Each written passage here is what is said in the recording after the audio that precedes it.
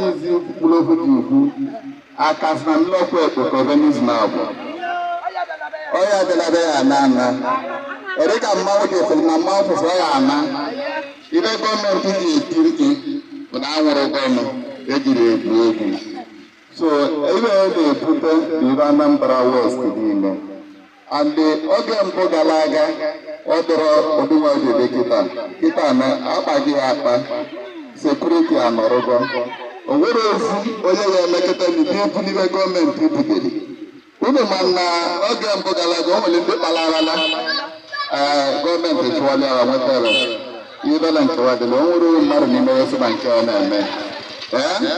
na-anyakwa nwayọọ maka ịdaba na mmiri so na ebe a nọ kịta